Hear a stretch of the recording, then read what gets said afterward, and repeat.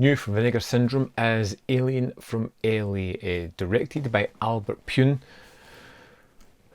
which yeah, says a lot itself. This was a starring role for Kathy Ireland, and it's all about the character of Wanda. Now, Wanda is a kind of geeky, undesirable person. We know this because she wears glasses and has a high pitch of voice. That's primarily what makes her so unattractive. This, which is probably one of the most attractive women in the world, they just put glasses on her and she's instantly unattractive, or it's supposed to be that way. She's a character who doesn't go anywhere, doesn't take any risks, doesn't do anything. And when her father disappears in Africa, Wanda decides, after being broken up because she's uneventful and unadventurous, to suddenly just jet to Africa, find her father and rekindle that bond that she feels has been lost. When she gets there to his archaeological dig site, she stumbles down an incredibly large hole, somehow survives and discovers Atlanteans. The lost city of Atlantis was a spaceship that has now been covered because of an earthquake or some other ridiculous idea, and now they live underground, and she is an alien from LA.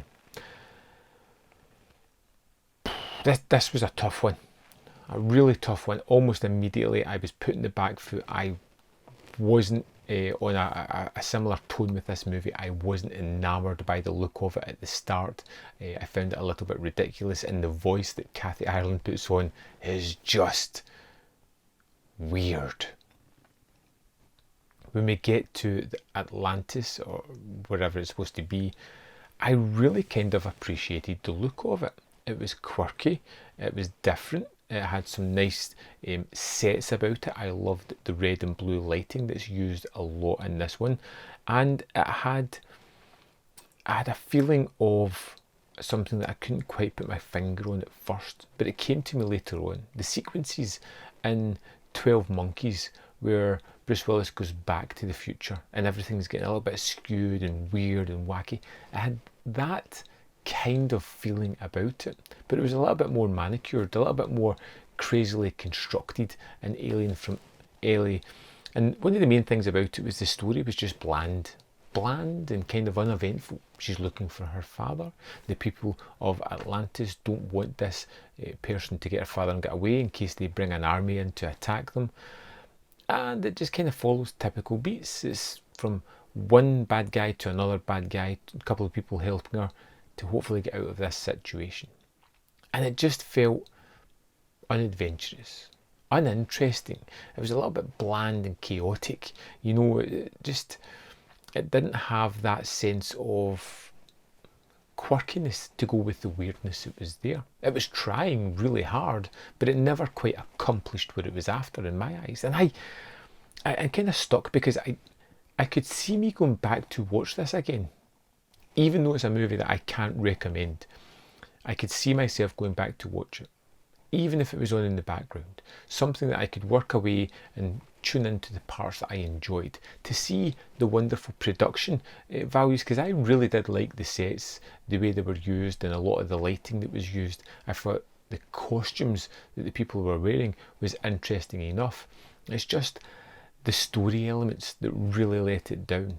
Some other things that happen in the movie were just a bit too lucky contrivances for contrivances' sake, which I never quite get along with. I wanted to like Alien from LA more than I actually did, but I just can't give it a pass mark. It's one of those ones where I'm kind of happy that I watched it. I don't know if I'm going to rush back to it. I may put it on in the background at some point, but yet somehow I'm kind of curious about the sequel that kind of came for this one, which I think is a sequel anyway. That I wish it was on the disc, because I would have put it on and watched it. It's a strange one. Kathy Ireland is fun in the role, even though she's just uglied up by putting glasses on her, which takes nothing away from the beauty that this woman has. I love the end sequence where they simply put her in a bikini top and she's changed.